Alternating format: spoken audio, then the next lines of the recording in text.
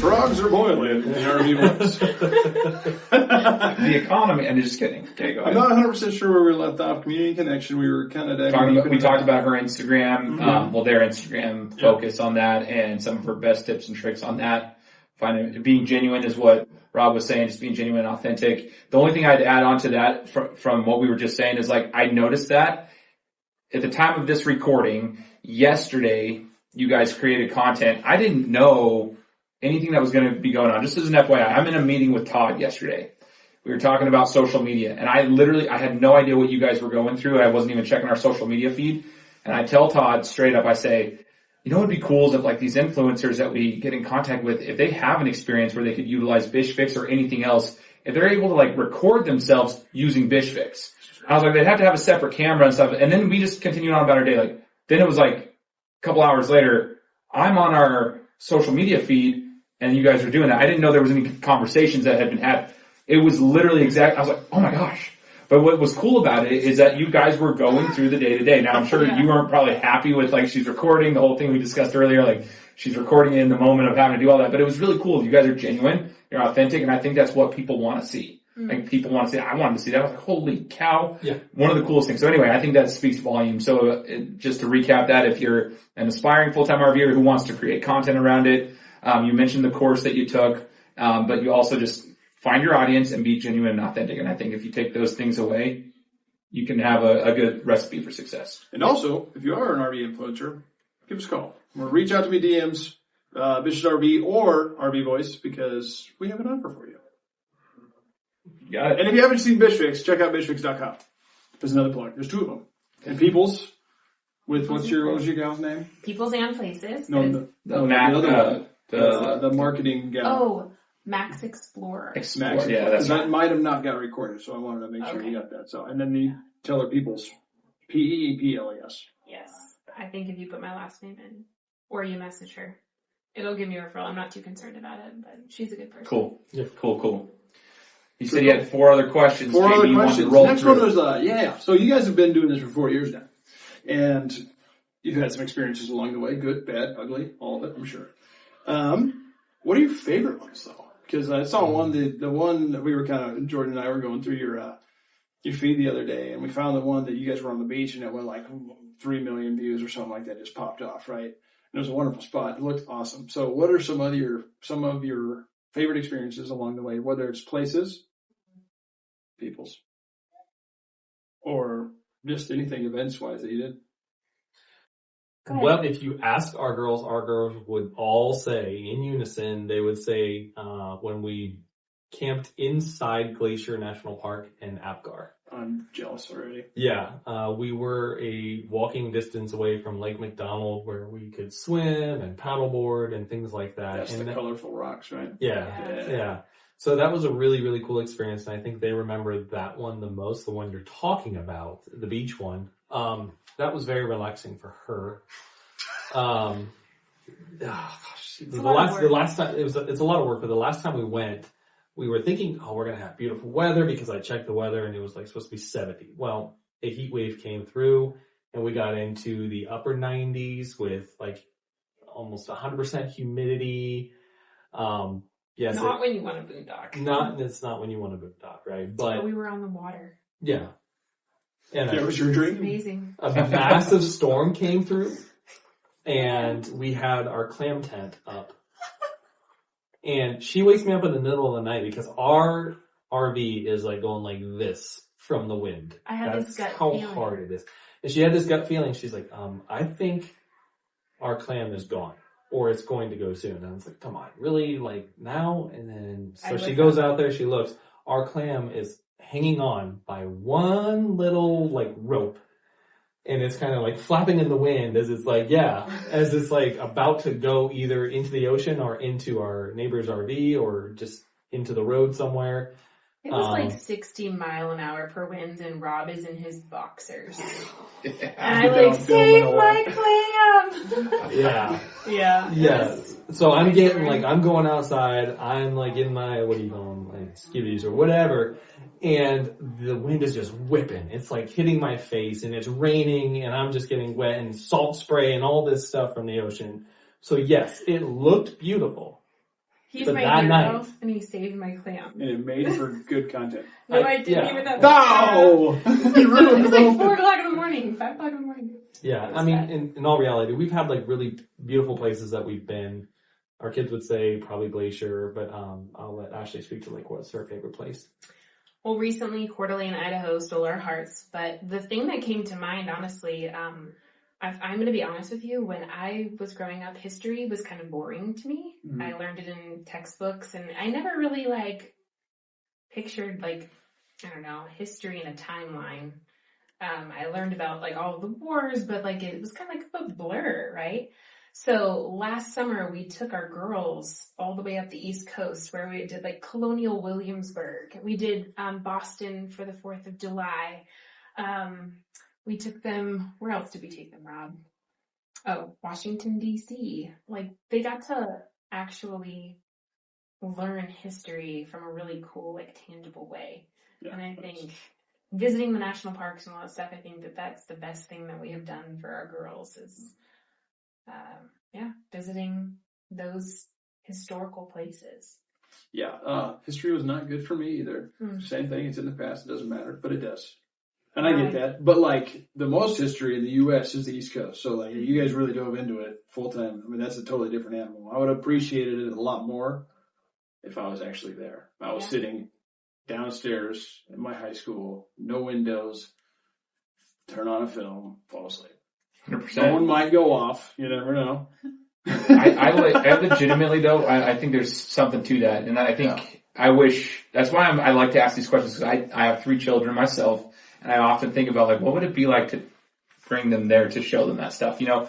Because I'm the same way. I wish I would have had that because anytime I've ever gone on vacation and I see a historical place, I'm like, dude, I wouldn't have cared about this like 15 years ago. Yeah. Right now, unbelievable. Cause like I feel it. It's tangible, like you said. That those words you use, I'm like, yeah, it's something that you learn better that way. Yeah. And I think that's pretty cool. I don't know. I think that's awesome. Yeah, like our kids were learning about like the Boston Tea Party and things like with the American Revolution, and we went to Boston and walked the Freedom Trail and got to see Boston on the Harbor 4th of July. On the 4th of July. Really? Yeah. That's so cool. It's one of the best places for the 4th. Right? So it's they went like on the Mayflower. How like Jordan's done that. I've done that. It's been there for the 4th, yeah. Same thing. Yeah, I mean, how much more American can you be than to be like in the place where the revolution started with other on families. the 4th of July with other families and experiencing all that stuff. So I think it really brings it to life for them because they're able to see like with their own eyes, like the places that we went and where these people were and the events that happened in those places. I think that really, really helps them remember. Mm-hmm. It clicked at like Lewis and Clark. We just went there in Oregon. Oopsie. And what's that? No, I felt it, Mike. Oh. You're good. I think it all clicked for them when we went to the Lewis and Clark. At Cape Disappointment, yeah. Cape Disappointment, yes. Yeah. Oh yeah. And yeah. honestly, like I still learn things because I was like, wait a second, like Lewis and Clark, I didn't know that they went on a river.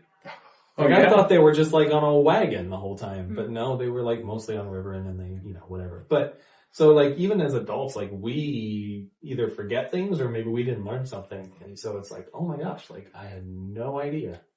Yes, the girls collect their little national park badges. Oh yeah. They're very decorated and they have vests.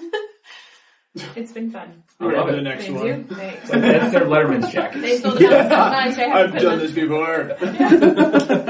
Love it. Yeah. Super cool. So was the Cape disappointing?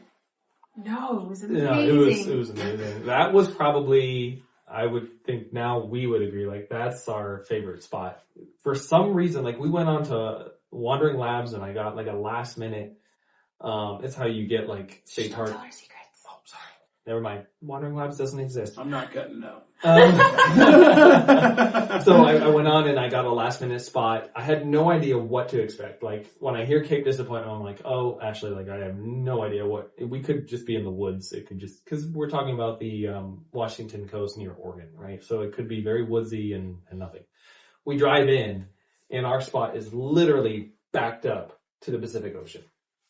And right to our right, we can see the Cape Disappointment Lighthouse up on the cliff. From our deck. From our deck. It was There's your vision again. Backed up to the water. Yeah. I mean, that part has That's why come you have true. a toy hauler. Yeah, that's why you get a toy hauler. Yeah. But we only stayed there for 2 nights and I could have stayed there way, way, way longer. Yeah. Was it Cape Disappointment? Cape Disappointment State Park. Yeah. Beautiful. Spot 107. I feel like I just saw that on like. What? He's giving her. She's gonna. Yeah, never mind. We good. Cut that out. I think I just saw that. I don't know if I saw that you guys were there or something. You did a plug or something. I looked it up, but for some reason it just like popped up on one of my searches. I don't know. I was like, Cape Disappointment. That sounds awful. It does sound awful. And what's funny is like I have not given her the drone footage yet. You haven't. I totally keep forgetting to do So I'm that. a little behind when it comes to content. So one of the challenges as a full-time RVer is when you have 3 little girls, you're thinking of safety. So posting in real time, oftentimes I won't do. Yeah. I usually will wait. And that is challenging because it's a lot more work. Because you're trying to stay in the same, order in which you did things. Yeah.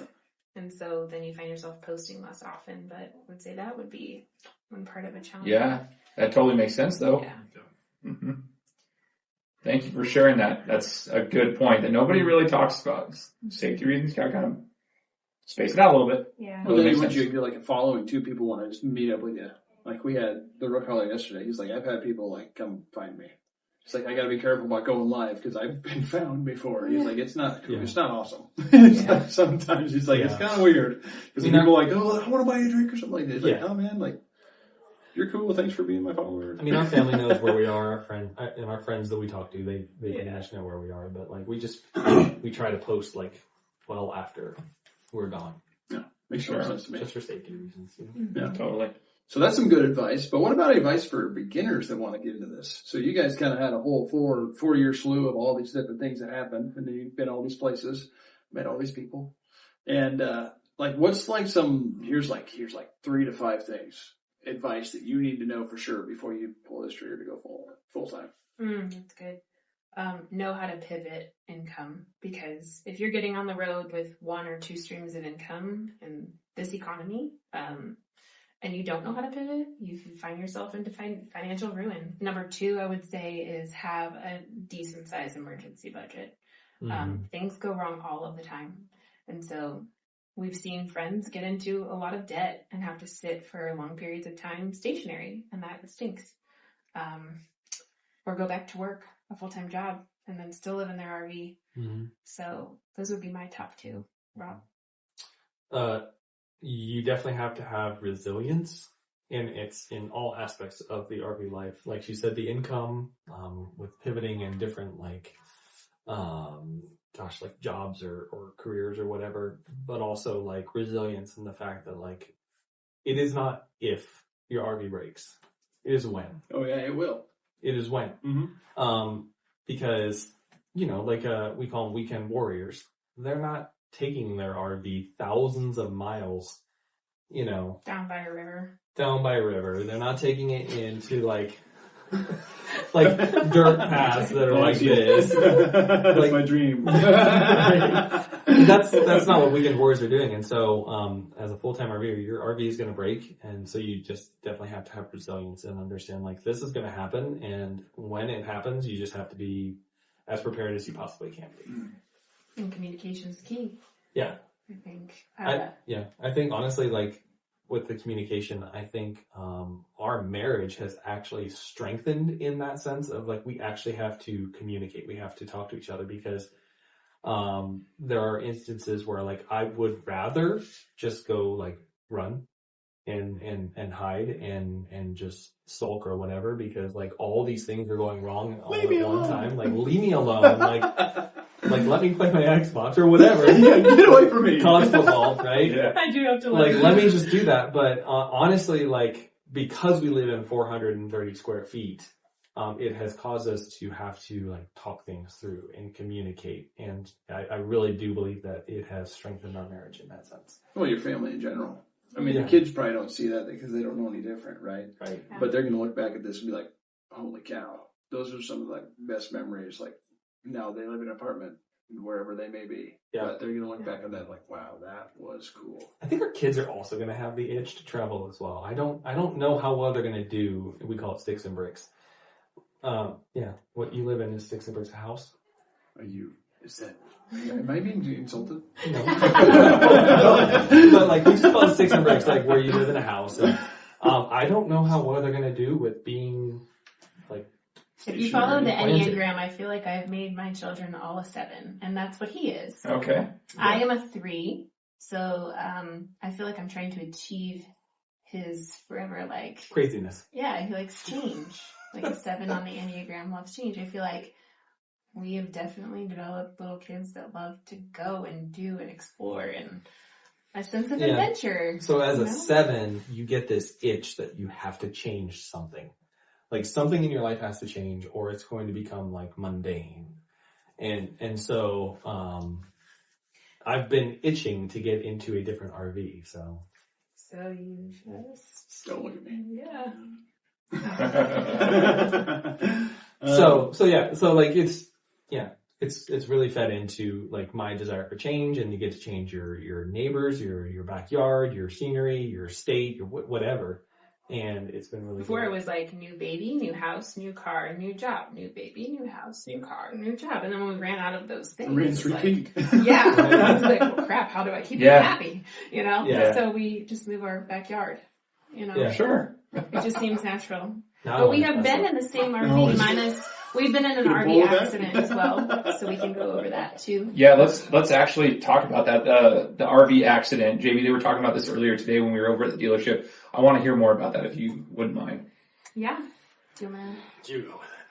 So, actually it was September of 2022. We were driving through DC on the outskirts and somebody cut Rob off and then immediately got into the other lane, thank God. But the person behind us following us was following way too closely in a van and slammed into the back of us. I immediately, like, my laptop went like flying. I like seriously thought, he is in my garage. Like that's how hard it was. It was like 55 miles per hour. So it wasn't like a little accident. Mm-hmm. We were terrified, like, you know, you're full time. You have no backup. You don't know where to go. So there's all these emotions of like, well, what's next? And, we were technically on our way to go to a nice resort in South Carolina to sit for a month. I think I booked it for a month. Mm-hmm. It was a splurge. We had never sat still longer than 3 weeks in the almost 2 years that we were RVing. So it was definitely God's provision over us at the time. We gimped the RV to this amazing resort, and working with the insurance company, I will say I wish it upon no one. Yeah. We learned a lot. Well, she says we gimped the RV, but that's also because on our way down to South Carolina, I noticed one of our 3 tires on the left, on the driver's side, one was like wobbling like this. And I was like, that's not supposed to be like that. So when she says gimping, we were definitely gimping. Changed the tire twice, I think. Yeah, we changed the tire twice because we thought, who knows what's going on. But anyway, we just wanted to get somewhere to sit and deal with all of the insurance company. The silver lining to this was that the person that hit us was in a corporate vehicle and we had a witness stop. Had we not had the witness stop, I don't know what life would have looked like to this day. Yeah. But we decided to go with the guy at fault's insurance company. Had we not, I have no idea what we'd be doing.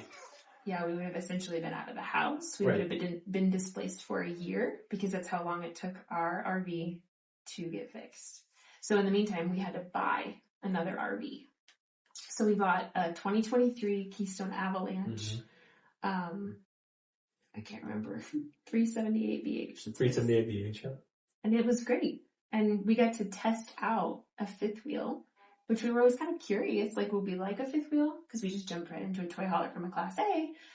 So we got to try that out for a year, and it was awesome. But we did learn a lot of things along the way. Like, if we want to go out west in Boondock, those tanks, they're not as big. We can go maybe 3 days. And that's something that, like, we didn't realize. Thankfully, we were on the East Coast, not doing a whole lot of boondocking that year. But we learned that. Yeah, we discovered some of the things that we liked about the Avalanche versus the Fusion, and so we really, once we got back into the Fusion after it was fixed and everything, we're like, what can we do to the Fusion to kind of like make our lives easier. And so the first thing we did was actually we replaced residential fridge. We took out the propane electric fridge and put in a huge 20 cubic foot residential fridge, which was a game changer. It's another note. Note that down if you guys are listening to this. That's crazy. Because you can actually go to Costco, you guys. Whoa. I know. Costco and get it in? Yeah. As an No. She's like talking about how much food we can. Yeah, Oh, yeah. you can actually go to Costco. You make The fridge isn't from Costco. You can make trips to Costco and stock up on food. Yeah. Here you go. That's another one of those secrets. Oh goodness. So that was a pretty bad accident. We were quoted like $15,000, ended up being $58,000 in damage. Wow.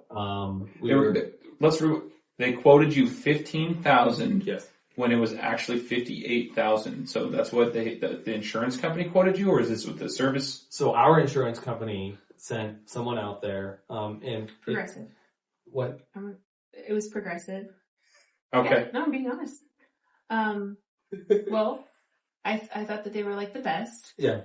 And what I found was if we didn't have that other guy that was corporate insurance, Progressive definitely would not have covered what we needed. And it was very poor the way that they treated us, unfortunately. And we've never really gone into full detail about all of the things. Mm-hmm.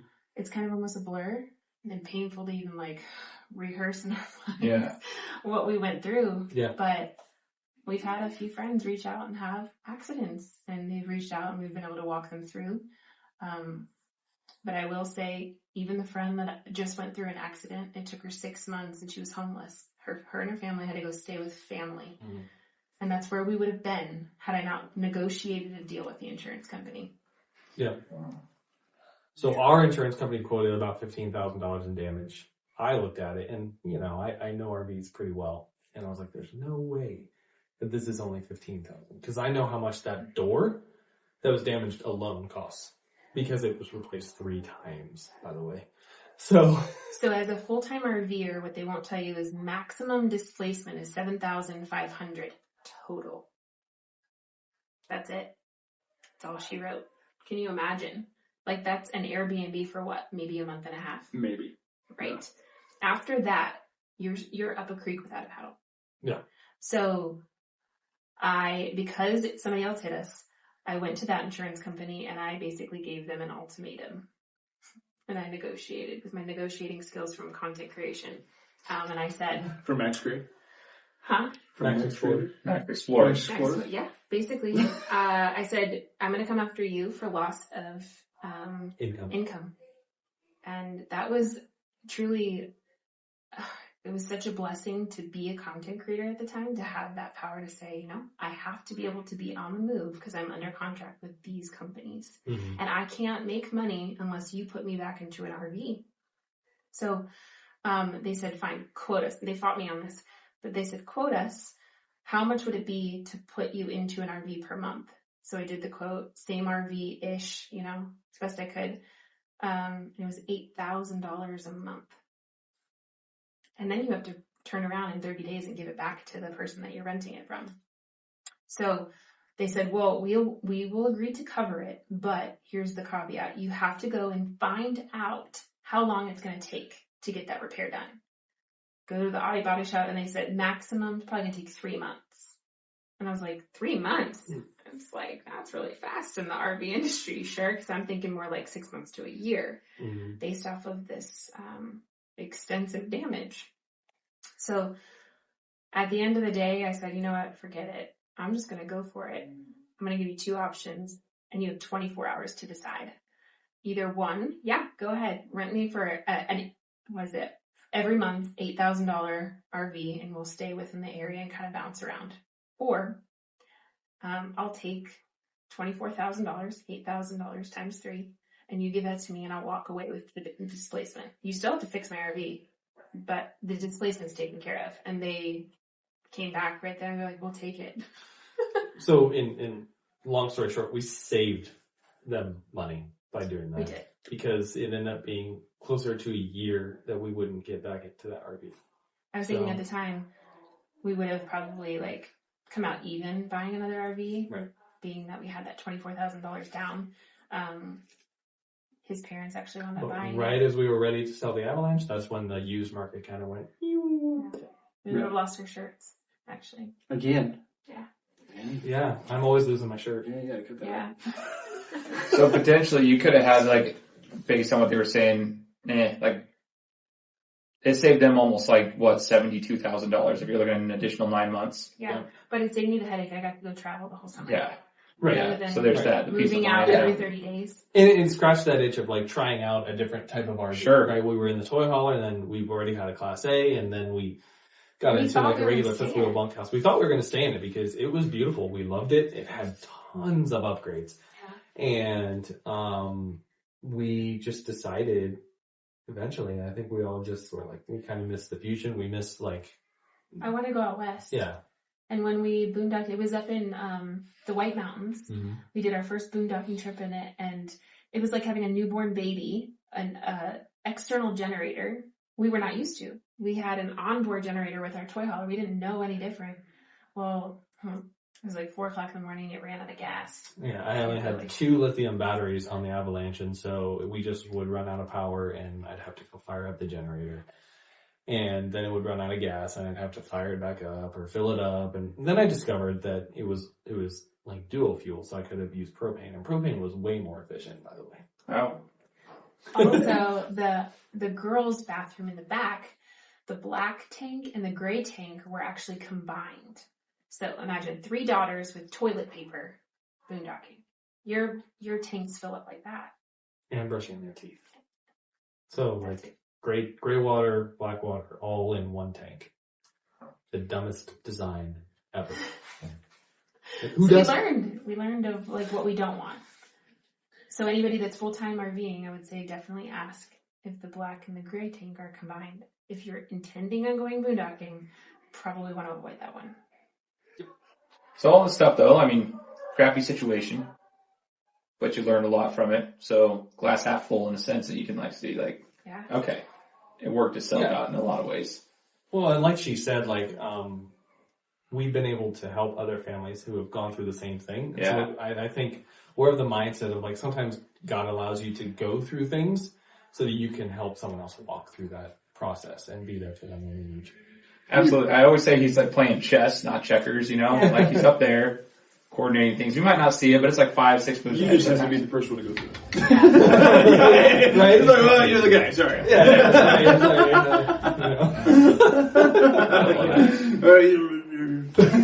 So guys, if we look back at all of this, 3.5 years, 4 years or so that you guys have been doing this, and I know you mentioned pivoting quite a bit throughout this. I mean, you got to be willing to pivot financially. You got to be willing to pivot, just adjusting on the fly.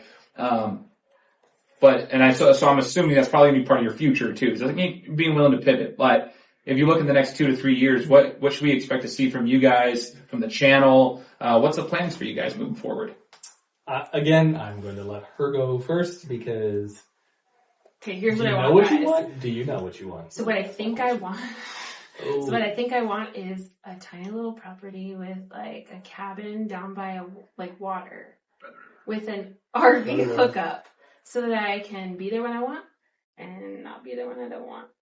Okay. That's what I have in my mind. Now, you let me know if you can find a property like this because according to Zillow, they don't exist in my price range. Oh, okay, that's the kicker. Okay, Well, because they're there. I like little. So we're not I on don't the want same a big- page with I that don't- one. I don't want tiny. Like, I would like something bigger than our RV. Like 1,000 square foot. Oh. You know, like maybe that. I was thinking more like 1,500, but okay. We He need to wants get to on play the same Xbox page. alone. Yeah. That's what he wants So to like, do. I have 3 daughters. It'd be nice to have my own space and deck it out in Ohio Space stuff. You know Sure. What OH, go Bucks, let's go. I mean? Okay. Yeah. The man cave. Yeah, right. But also like No, I you double actually out. I enjoy cooking. So if I could have like a nice kitchen. Remember, we're not going to be Great. there very often. It's just I love that he Like says, you I stock it. have 3 daughters. Yeah.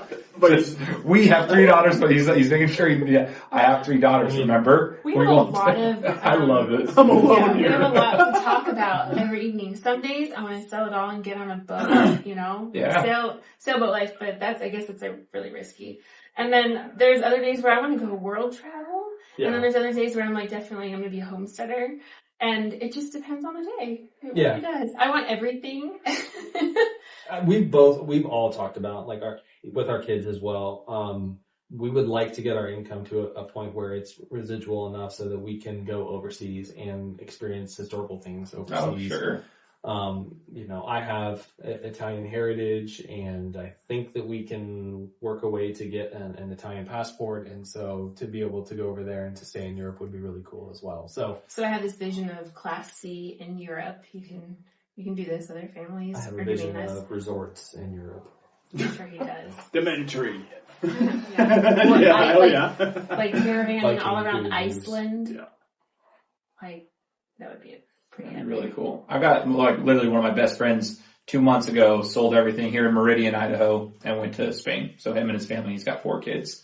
Mom and dad are with him, and his wife. So they all moved out there. He's Airbnb-ing his home. That's all his income is. He sold everything. He sold his RVs. He liquidated everything. And, he just Airbnbs his house. He was a real estate agent. That's the only thing that's paying for it out there. And it's cost him $2,600. They live on the beach in a 2,000 square foot home, 2-story, right on the beach in Spain. I'm like, wow, that's what they found. So they're going to be there for at least a year. Yeah. So, I mean, you can make it happen. Yeah. And it seems like he's doing the same thing as you, like, making memories. That's what he's all about. He's like, I just want my kids to explore the world when they're little, while we have the means to do so. So, holy cow, I guess it's not that crazy. No. It's awesome. So I think that's our goal in the next, 3-5 years or whatever. I mean, I want to bring the girls to all 50 states. Mm-hmm. Beyond that, we have a lot of... Yeah, I mean, we gotta hit, Nebraska, Kansas, Oklahoma. If you hit Nebraska, let me know. Iowa, I'll tell you what to avoid, Missouri. too. You gotta go to Arkansas too, though, right? We were talking about Arkansas, right? Yeah, that's our plan, to go to Arkansas. Some point. Yeah. But if you have to, we don't know. Yeah. Cool. Right on. So, lastly, you've been on the road for 4 years. What are your favorite gadgets, gizmos, add-ons, anything that you've done outside the RV or inside the RV that you brought into the RV world for your lifestyle? Like brands, It could be anything. So it could be like a kitchen set, a clam tent, whatever else it may be. A TV on the door type deal or whatever. It's like your little... A projector. Yeah. Who knows? Good. Yeah, I love my clam. That I feel like is like an extra outdoor workspace for me. Yeah. Especially when, it's crappy outside. You're still trying to get work done, but the kids don't want to be outside because it's raining. I can go in my clam.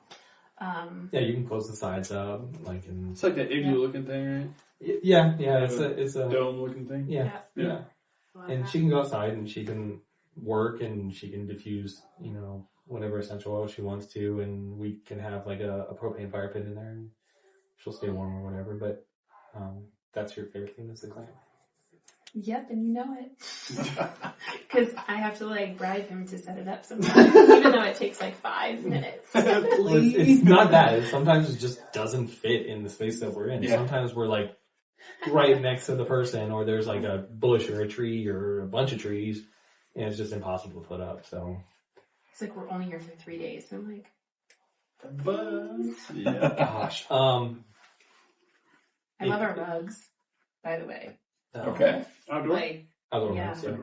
We have 3 of them. I'm a little obsessed. The Glamp Life rugs. Yeah. We've had them from the beginning, and I absolutely love them. They're white on one side and black on the other, and they're super cute. And we know the owner. She's amazing. Of course, you know the owner. You got their phone number too, probably. Yeah, let's get them on here. Yeah. Give us a plug on that. We want them on here too.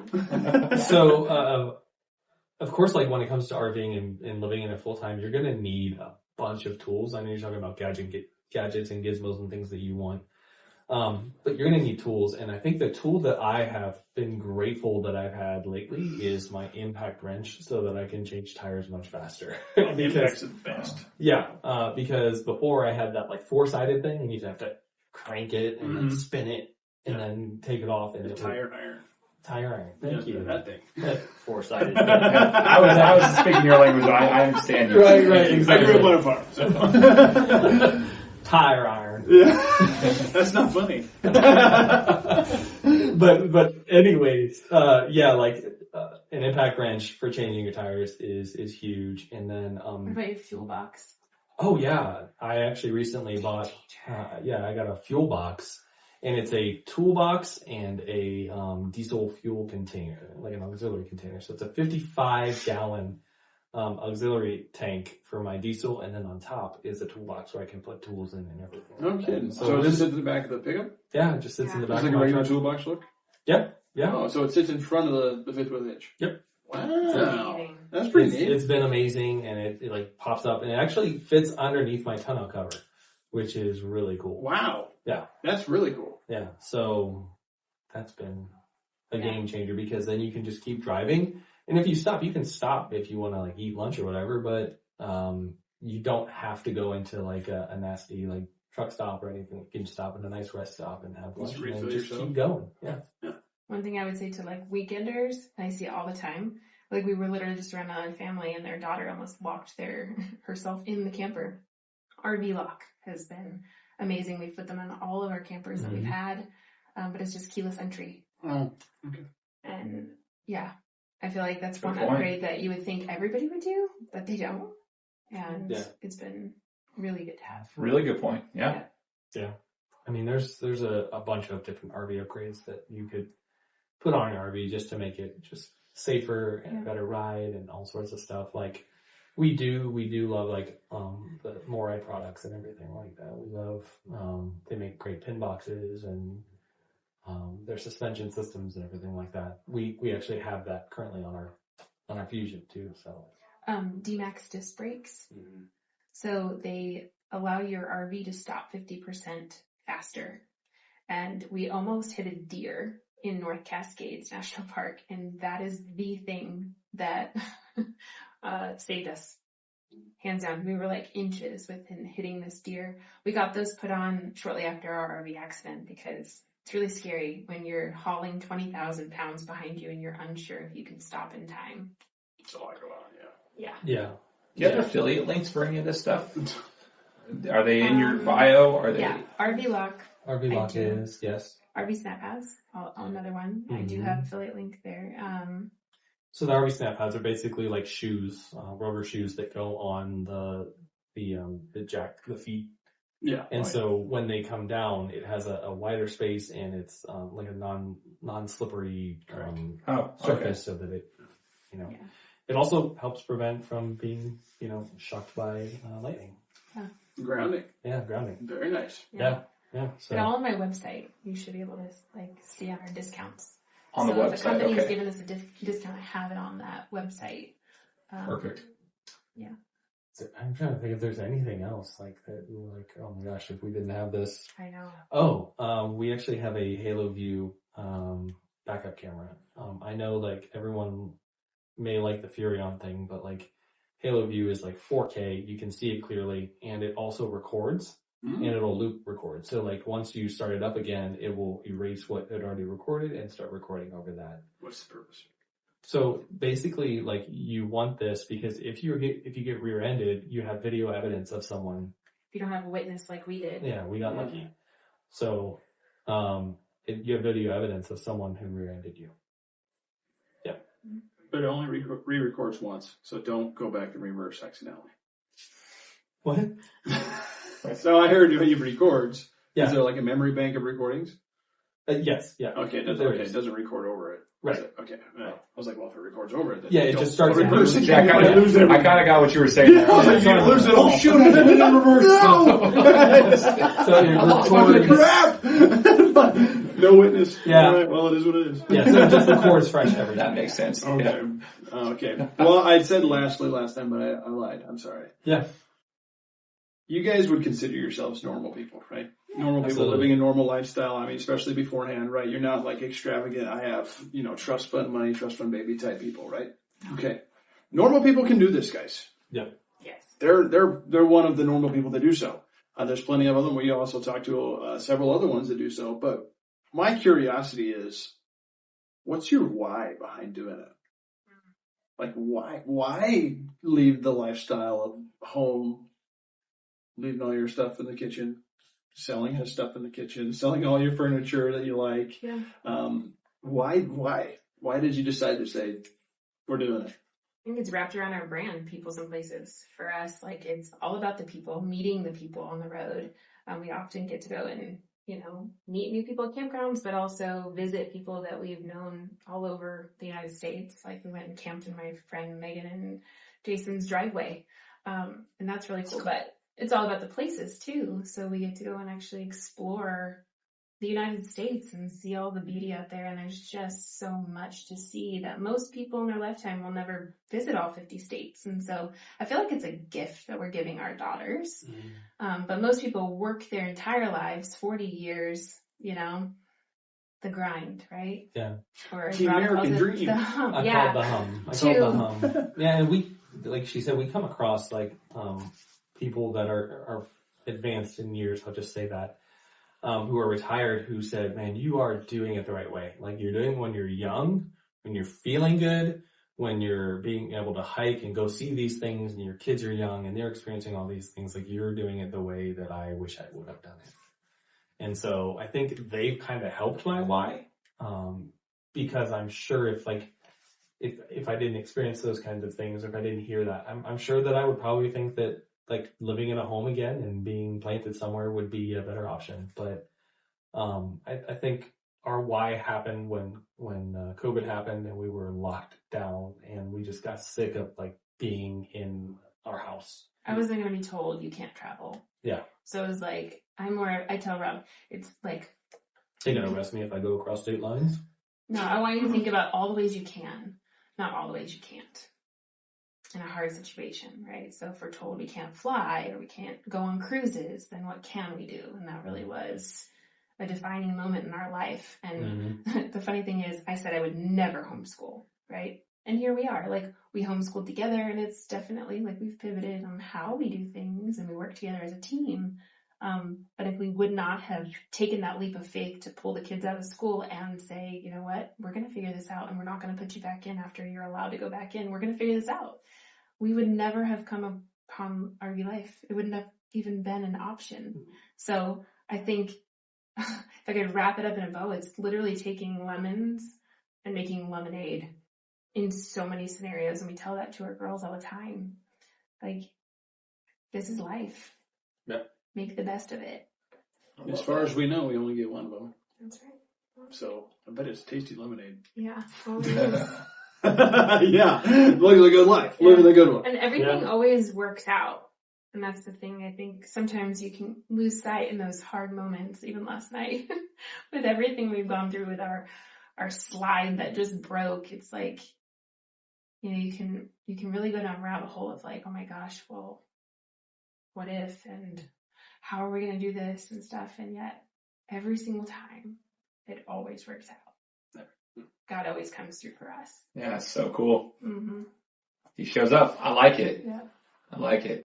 Well, guys, thank you very much for joining us. I tag myself as the RV voice, but really the RV voice is these guys that are actually doing the full timing thing, and also the manufacturers that are bringing on here. They are the RV voice, right? They talk about the manufacturer. They talk about everything that they do to that RV for people like so to be full-time RVers or even part-time RVers. It is what it is.